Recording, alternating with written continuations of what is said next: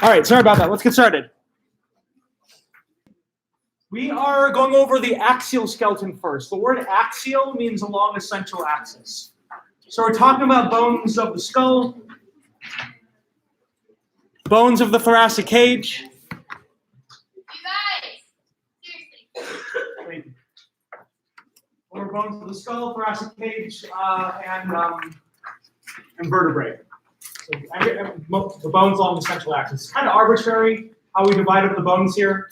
What we call axial versus appendicular, the bones are your appendages. So you might see different things in different books. This is just how I'm dividing it, just so it's easier to go along. We're going to learn about what these bones do. Of course, it's important to know the names, but we also want to know function, structure, how structure of these bones relate to their function. When we get to lab, we'll be identifying different features of bones. There are tons of features of every single bone. We're only going to go over a certain few per bone. It's all on your list, your study guide list, all the terms that I want you to know. So yeah, we'll get to that. All right. We'll go over the axial skeleton first. Again, that means along the central axis. An axis is something that allows them to spin across it, like here's an axis of a globe. That's the central thing that this globe turns on. We're going to see a lot of features, a lot of basic functions of these bones of the axial skeleton. One function is that it's kind of our window to the world. We have a bunch of holes in these bones of our face, of our skull, and that allows us to perceive things. We can see. There are holes so that we can see. There are holes that we can smell, taste, and eat, and hear. We have important holes in our face, in our head.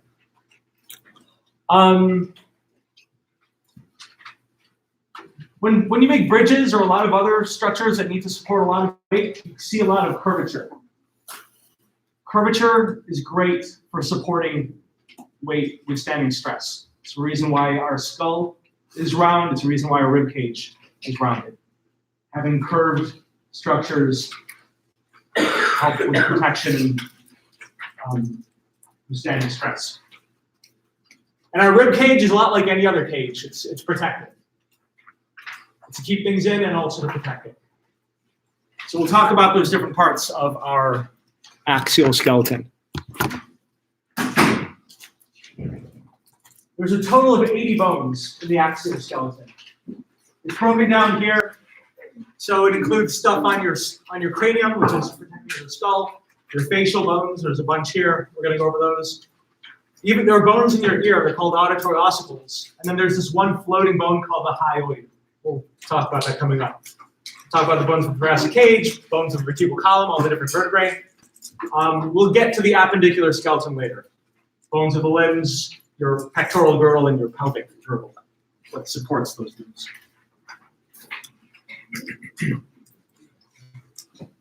Overall function of the axial skeleton. Once again, it's great for protection. We want to protect our vital organs, protecting our brain, protecting our heart, protecting our lungs. It's great for sensation. We have eyes, ears, nose, mouth to help sense things. It's also, because it's along the central axis, it's a good place for attachment. We're attaching our arms, we're attaching our legs. So if we want to maintain our posture, if we want to breathe, if we want to stabilize our appendicular skeleton, our axial skeleton is literally central to that. Literally and figuratively. So it's important for a lot of different things. All right. So we're going to go over, starting in the head, all the different bones. Just so you can keep a tally, here's how many there are. There's a total of 15 bones of the face. Face would be on the anterior side. When we say cranium, we're talking about the curved portion that's protecting our brain. So there are 8 bones of the cranium, and then 7 bones that are that don't fit into one of these categories, but are still in the head in that area. Before we get to those names of bones, let's talk a little bit about development. When we look at a fetal infant or even infant skull, we look at an infant skull, it's not fully formed yet. Ossification still continues throughout childhood. What kind of ossification happens for flat bones like the ones in the skull? Intramembranous. Yeah, intramembranous. So the skull bones have not come together yet. You've got soft areas. Those soft areas are called fontanelles.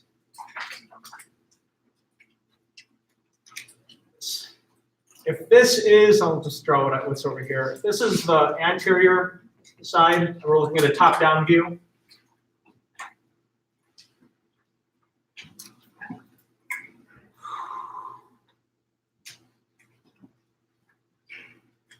The bones are not fused together yet. The frontal bones are separated by the frontal suture.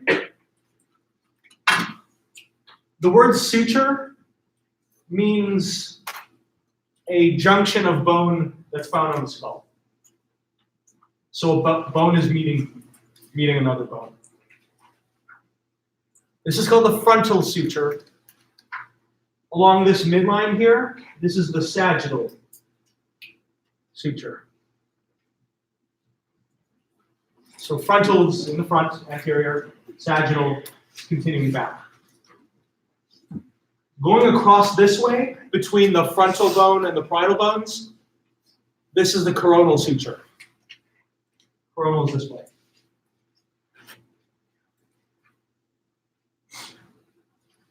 The intersection of the frontal, sagittal, and coronal suture, that's the anterior fontanelle.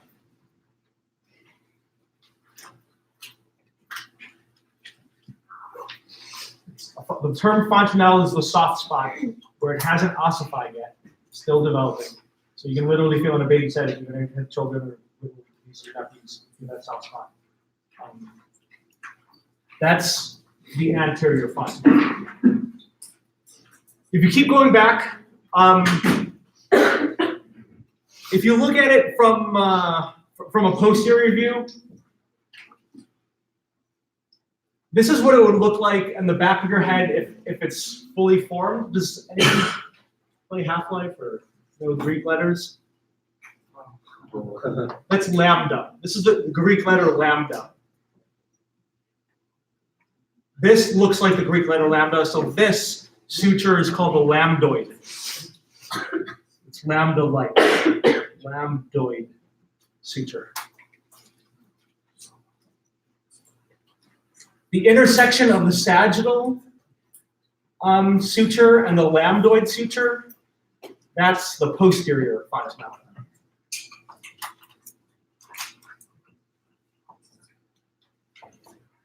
So you got one large fontanelle here, anterior, got one farther back, that's posterior. If we look on the side, where the lambdoid suture meets another suture, so this one along the side, I'll have to do it. Yeah, this one along the side is the sphenoid. Sphenoidal, excuse me.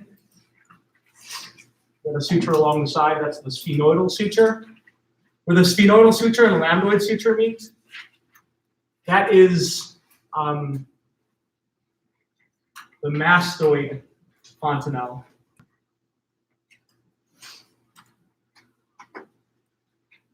Anterior, posterior, mastoid, a little bit anterior on the side here, where the coronal and sphenoidal meet.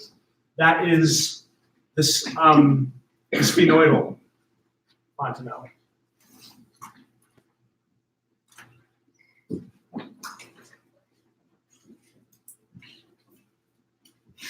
So you've got 1, 2, 3, 4, 5 sutures: frontal, sagittal, lambdoid, sphenoidal, and coronal. And you've got four types of fontanelles. You're going to have this sphenoidal fontanelle on either side. We'll have this mastoid fontanelle on either side. Question? Is the squamous suture the same as the sphenoidal suture? Yeah, squamous and sphenoidal suture, they are the same thing. Yeah, you might see that the sphenoidal suture is called squamous. It's the same thing. If that is easy for you to remember, squamous. It's called squamous means flat, right? This part of your head is kind of flat. More questions? We have infant skulls in lab, so we'll take a look at those fontanelles and sutures. Okay. Bones of the cranium. When I say cranium, the skull is the whole thing. Cranium is specifically the superior, posterior, and lateral parts of the skull that are protecting the brain. So the larger, flatter bones. They're larger, they're flat bones, and they're protecting the brain. You got the frontal bone in front. It becomes one bone as we become older. The suture fuses together. So you've got one frontal bone, you've got two parietal bones, one occipital, and two temporal. So the total, that's 8 bones. One frontal, one occipital, two parietal, two temporal. There are 2 other bones that protect the base of the skull. They're deeper in, so you can't see them very, very well. You have to remove the bones to see them better. These 2 here, this is the anterior. So here's the eye should be here. You have the ethmoid, and posterior to that, you have the sphenoid. Ethmoid's a bit more anterior, just above the nose. Sphenoid is just behind that.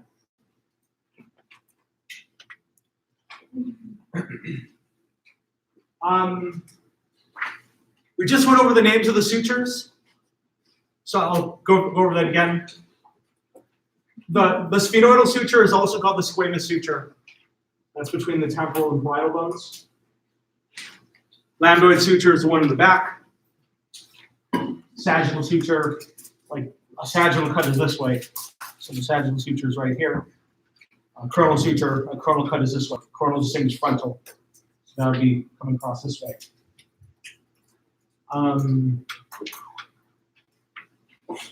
All these sutures, these 4, all of them except the frontal one, have ligaments in between them. Just like with most of your bones, you have ligaments between them, you have dents regular connecting them. Similar for these. This frontal suture is unique because the bones actually touch. You have bone touching bone. There's no ligament in between them. We'll get to what the significance of that is later, but that makes it stronger. You want the front of your head to be really strong.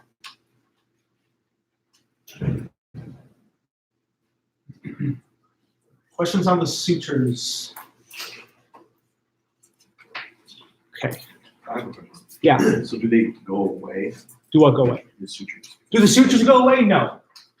When we're infants, there's a larger gap, but that gap gets smaller, but there's still a microscopic gap. Oh. Ligaments in between them. It's just like the section between the bone, like suture. Just like that. It's like Section like it goes away. Oh, is it like an epiphyseal plate? Yeah. It's not like that because epiphyseal plate is for what kind of ossification? Endochondral. That's for long bones. This is a flat bone. So it's, I guess, a similar idea, but it's not cartilage. It's what kind of tissue would be in between. Well, in intramembranous ossification, what do we start with? Mesenchyme. We start with mesenchyme. So it's a mesenchyme that's getting replaced, not cartilage. It's like the same idea, but different tissue.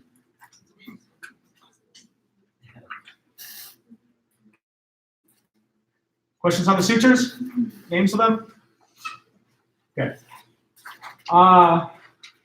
So those are bones of the head, of the cranium, excuse me. Frontal, parietal, occipital, temporal, ethmoid, deep, and I can't go into it because I put my and sphenoid behind that. The base of the skull, ethmoid and sphenoid. It'll make a lot more sense when we play with the skulls in lab.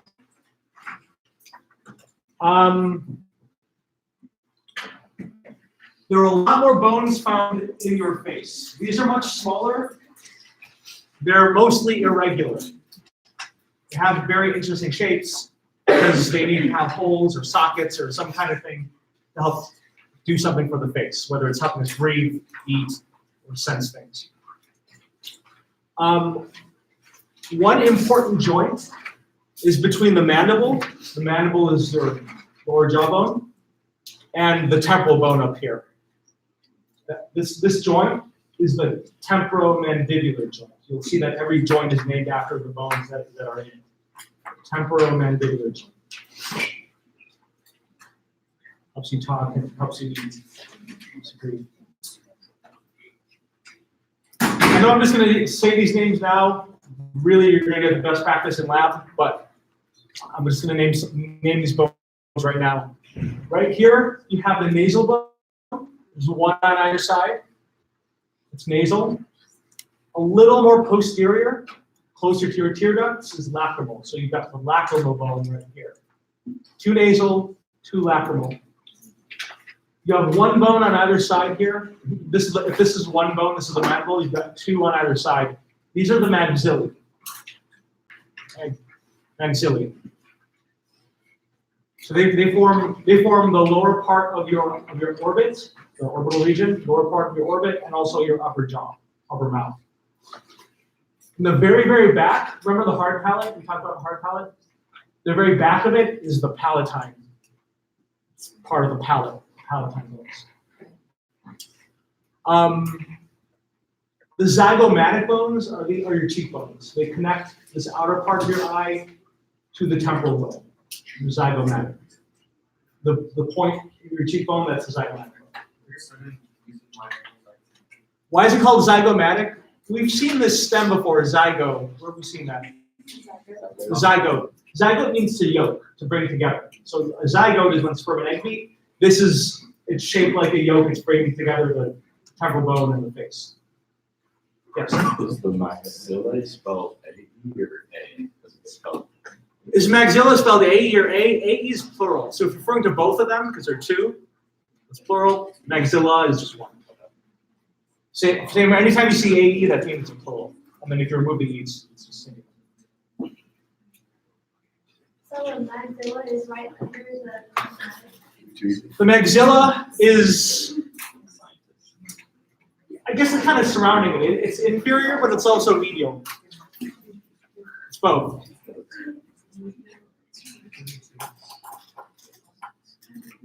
You know how you have 2 nasal cavities, left and right? You have a bone separating, the major bone separating your nasal cavity is the vomer. There's just 1 bone. It's this wedge-shaped bone that separates left and right nasal cavities. And then really deep in your nose, you've got this conch, shell-shaped bone. It's called the inferior nasal conchae. In Latin, when you have CH, it's a hard CH. Inferior nasal conchae. This is shell-shaped bones inside of your nasal cavity. So you can't see it here, it's inside the nasal cavity. Yes. You said the vomer separates the nasal bone. What did I say? The vomer separates the nasal cavity. You have left and right nostrils. The vomer is the main one separating the left and right nasal cavity. I don't know what is it.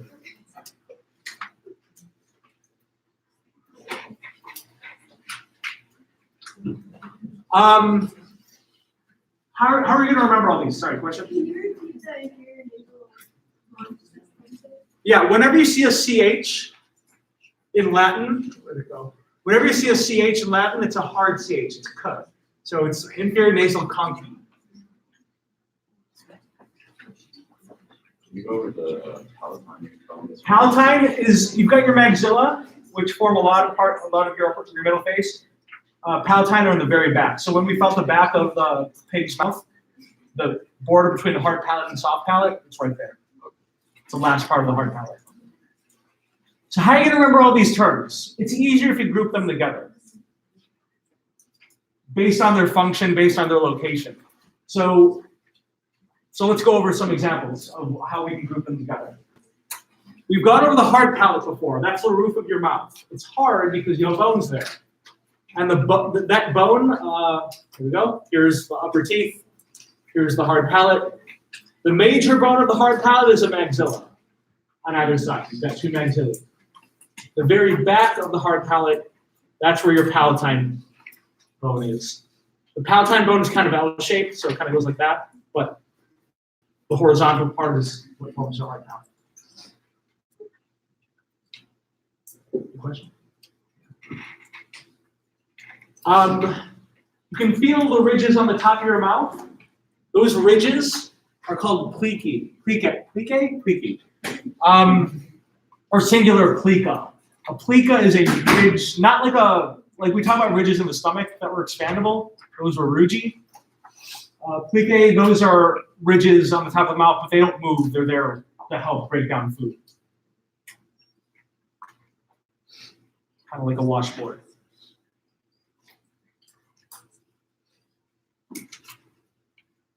So the hard palate is made up of the maxillae and palatine bones.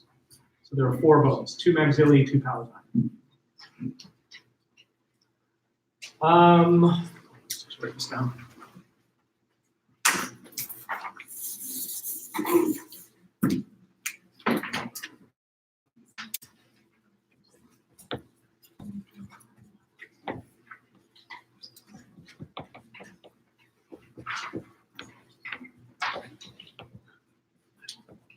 There are several bones that form a protective circle around our eyes. That's called our bony orbit. Orbit just means circular area. You'd think that since the nasal bone is right here, it would be part of the orbit, but it is not. The nasal bone is 2 medial, 2 anterior. It's just out of the orbit. These bones that are listed here are the ones that are part of it, the ones that I've highlighted here.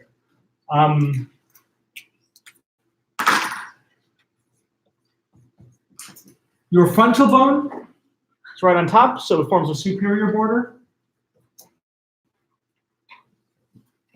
The zygomatic, so from the frontal we get to the zygomatic.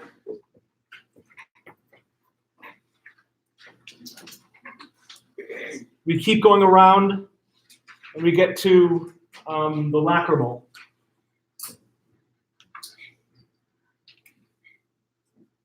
So in terms of just this circular area, it's frontal, zygomatic, lacrimal. But remember, in 3 dimensions, there's stuff bordering the posterior part of the eye. The back of the eye, you got the ethmoid and sphenoid.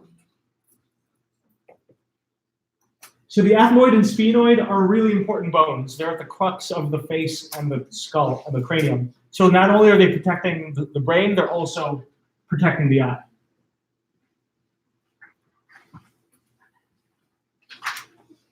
The sphenoid is this one here. The ethmoid is a bit more medial. There's only one ethmoid. There's only one ethmoid in sphenoid. The ethmoid is a bit narrower. Sphenoid is pretty wide. Sphenoid, ethmoid. Those are all part of your orbit.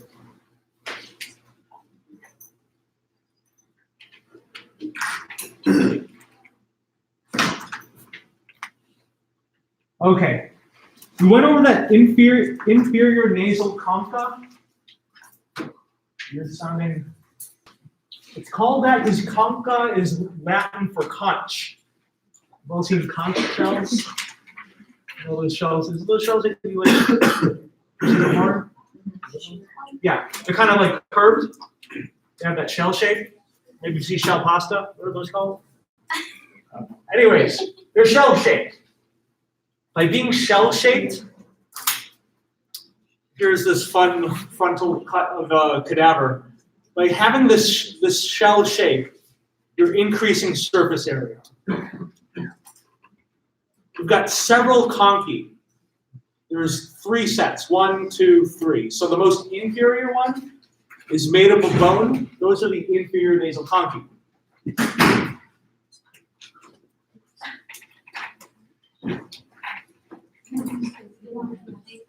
They're found in your nasal cavity.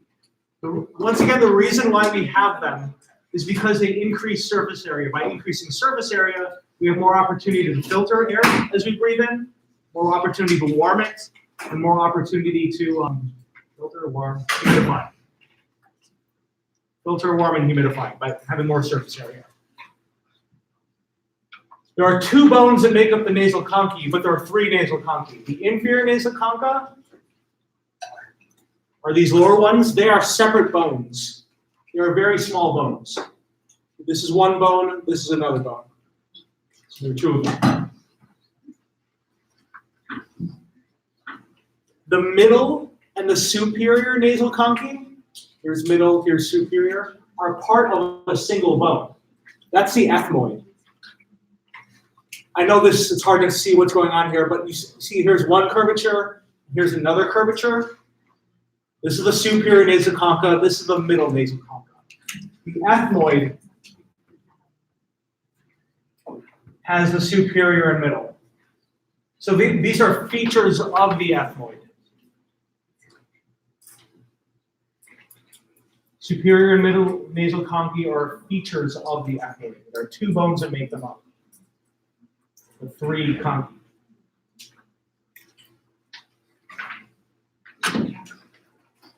Yes. So the ethmoid is one single bone that makes up both the superior and middle and the inferior is two, so that it's not. Yeah, yes. So repeat that. You have two inferior nasal conchae, so those are two bones right there. You have one ethmoid that on either side make up the superior and middle conchae, so total of three bones. Yes.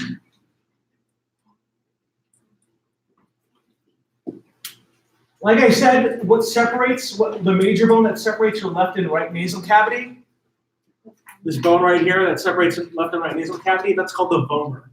Vomer in Latin maybe means plow. It's kind of plow shaped, I guess, kind of triangular. But the ethmoid, you can see how really important this bone is.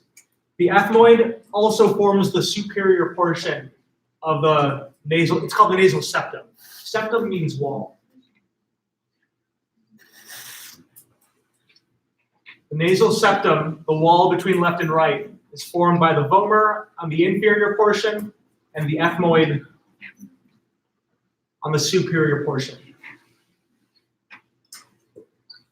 If you look carefully here, you see this line of bone on the middle of the ethmoid? That's called the perpendicular plate. It's perpendicular, it's going down like that. Think of it like a rudder, like on a boat, it's hanging down. So the perpendicular plate of the ethmoid, this bone feature, the perpendicular plate is forming the superior portion of the nasal cavity, or nasal septum, excuse me, nasal septum, separating the nasal cavity.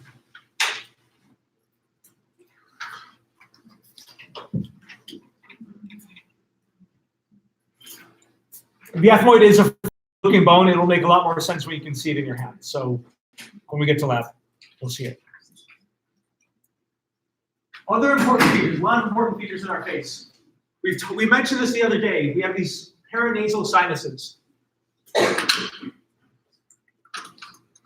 Paranasal sinuses are a lot like the conchae in that the whole point of them is to increase surface area to filter, humidify. Warm. Yeah, warm air. Okay. But there's another word they use for that. I can't remember. Right, paranasal sinuses. Paranasal. There are several bones that have spaces in them. Remember, the term sinus means an air-filled space. There are several bones that make them up. The frontal bone, while being a flat bone, it is also, does anyone remember the term for this? It's air-filled? Pneumatized. These are pneumatized bones. You've got your frontal bone, they're all in front, but. So those are your frontal sinuses. The ethmoid, again, really, really important bone here. The ethmoid has a sinus. They're called air cells. If you see that term, it's the same thing. The maxillae, so these upper part of the maxillae, so like right here around your nose, there are holes, spaces. And the sphenoid, so a bit posterior to all this. These four bones have sinuses. Ethmoid, frontal, you can't see this one, maxillae, and sphenoid, a bit more posterior.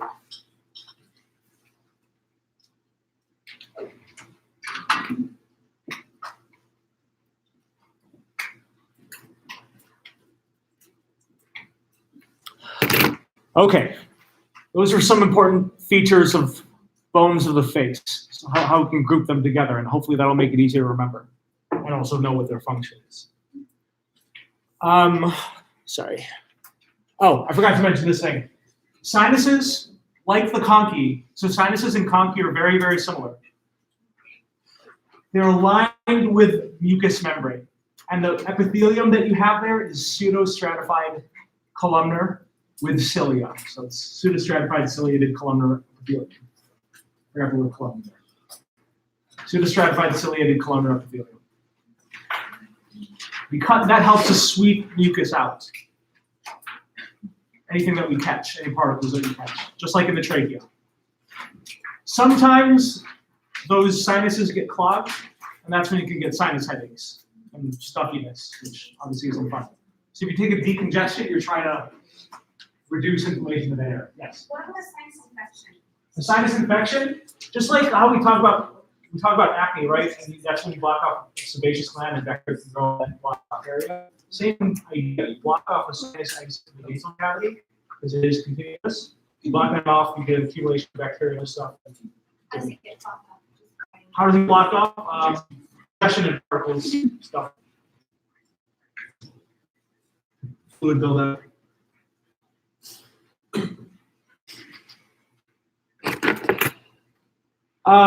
There are three bones. These are the smallest bones in your body. We have them in lab. I'll show them to you. There are three bones in your inner middle ear.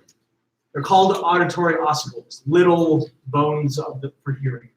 Auditory ossicles. How do they work? You've all heard of the eardrum, the tympanic membrane. We'll get to all that later. But when you hear sound, to hear sound, the sound causes vibrations, which vibrates the bones, which then vibrates the organ of hearing called the cochlea. Get to that later. So these three bones are really important for transmitting sound energy to the inner ear, to this cochlea. The three bones in order, from lateral to medial, are malleus, because it's mallet-shaped, incus, because it's anvil-shaped, stapes, because it's stirrup-shaped. It's got a little hole in the middle of it.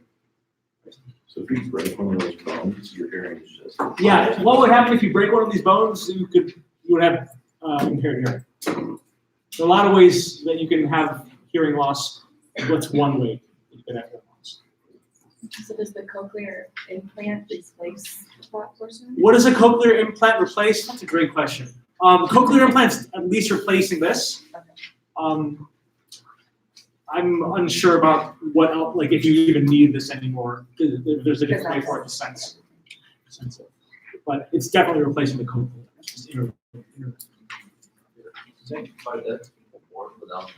Are people who are deaf, are they born without these bones? Again, there are many different types of deafness. If you're born with deafness, it's typically an issue with the cochlea. Typically. There's more than one way you can lose hearing. You can damage the eardrum, you can damage the bones, you can damage the cochlea, the cells in the cochlea, could be brain damage. There are a lot of potential reasons. When you stick a Q-tip in your ear, which part are you? When you stick a Q-tip in your ear, this is your external auditory canal. So the Q-tip's going in here, and then if you go too far, the first thing you hit is your tympanic membrane. So you don't want to go too far if you do that. So two quick. So if you're like older and you're losing your hearing, or like something's happened in your life where you like deal with like a lot of sound and percussion.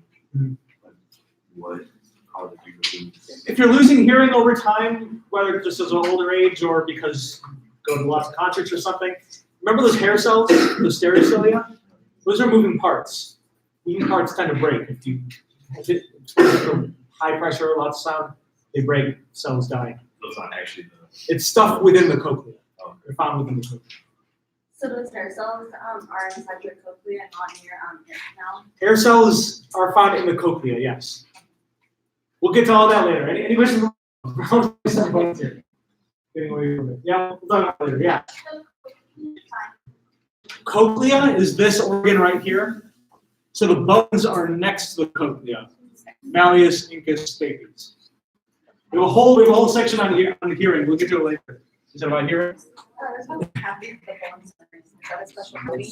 Yeah, but this cavity that the bones are in, yeah, it's called the middle ear. Middle ear. What happens when you're in like a plane where you're going to? What happens when you're in a plane?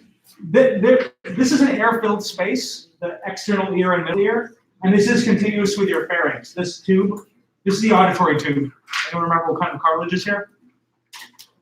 Elastic cartilage. This tube goes down to your pharynx, so it's connected from your throat to your ear, and so it's pressure changes that cause that. Because when you go up in a plane, it's lower pressure, higher pressure. I should know this, but different pressure. Okay, last bone of the head and skull. This one is kind of in an interesting location. This is called the hyoid. It is a single C-shaped bone, so it's like this, and it's just above your trachea. Here's the larynx, and here's the trachea. So it's just above the larynx, superior to the larynx. One bone, the hyoid. It is the only bone that's truly floating. The term floating means it doesn't articulate with any other bone. It is connected by muscles and ligaments and tendons. So you can see these ligaments here to the larynx. You can see muscles that are going to the tongue and other parts of the jaw. But does not articulate directly with any other bone. Nothing borders it. So this is your one true floating bone. It's really important for moving your tongue, for swallowing. So yeah, that's why we have it there. And if you move your tongue around, you can move it in lots of different directions. When we talk, we can create lots of different noises. By having a very movable bone, by having it floating, that allows for these functions. Is it above or below your Adam's apple? Is it superior or inferior to the Adam's apple? This is your Adam's apple right here. It's called the prominence. Laryngeal prominence. This is the laryngeal prominence of the thyroid cartilage. It would be superior to that. So thyroid cartilage, ligaments above.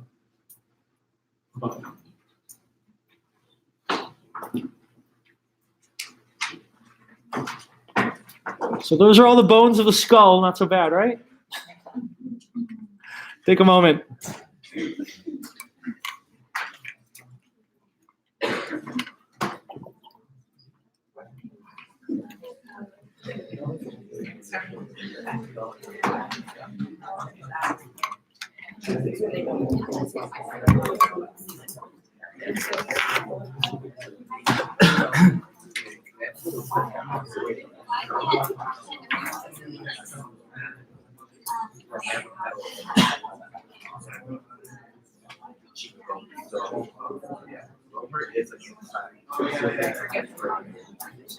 Raise your hand if you need more time. 10 seconds.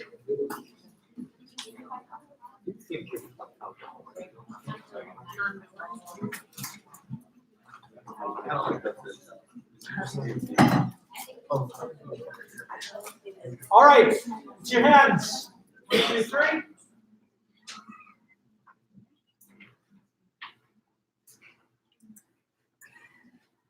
On 3, say the letter 1, 2, 3. B. Right, the maxillae and the palatine bones, which is more posterior. Those are 2 bones that make up the hard palate. If you have a cleft palate such that there's a gap in this upper part of your mouth, that would be the maxilla being affected. Take another moment. Please read the question. It's a bit long.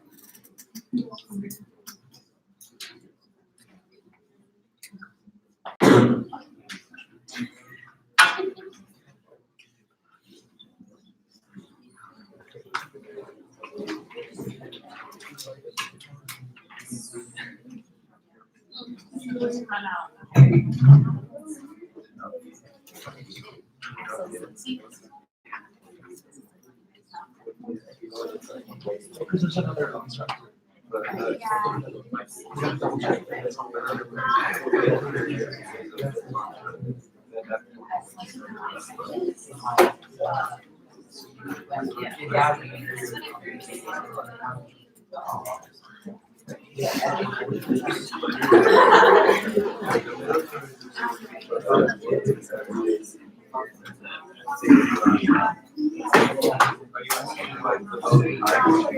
Like turbinates are formed by the concrete.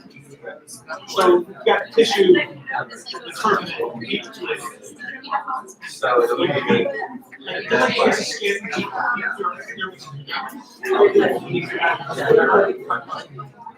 So going back. All right, let's see your hands. Let's see your answers on 3. 1, 2, 3.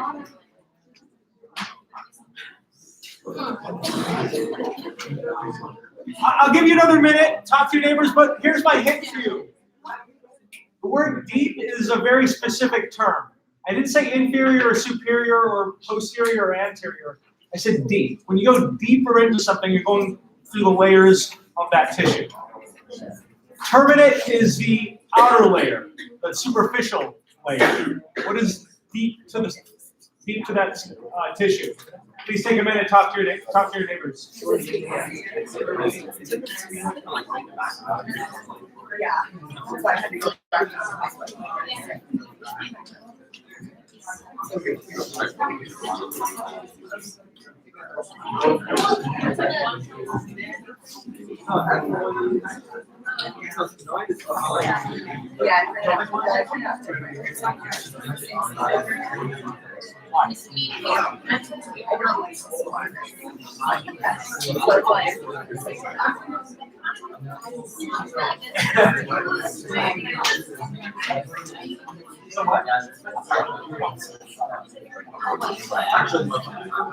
The sphenoid is posterior.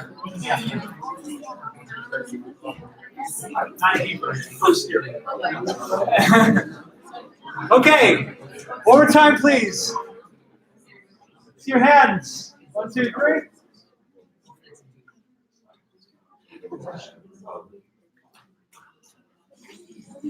I see mostly. Let me show you a picture. Okay, you've got 3 conchae. So here, this is bone, this is bone, this is bone. There's tissue that's covering it. You can, if you look up your nose, try to look up your nose, you can see them. Especially if you have a stuffy nose and it's all blocked off, it's because these turbinates are swollen. And they can change throughout the day. You ever feel like you can breathe better through one nostril than another? They can change sides. Turbinates surround the conchae. I asked about the middle one. This is the middle nasal concha, which is part of the ethmoid. When I say deep, I mean if this is superficial, the bone is deeper. I don't mean posterior, I mean deep. Ethmoid. Ethmoid.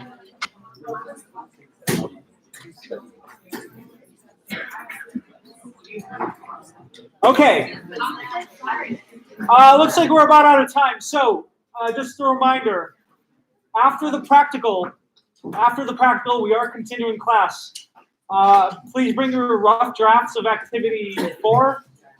Again, just a rough draft. I just need an outline of what it is you think you'll be doing. We'll go over this later too in lab, and we'll see the bones, and I think that'll help a lot. All right, see you later. I have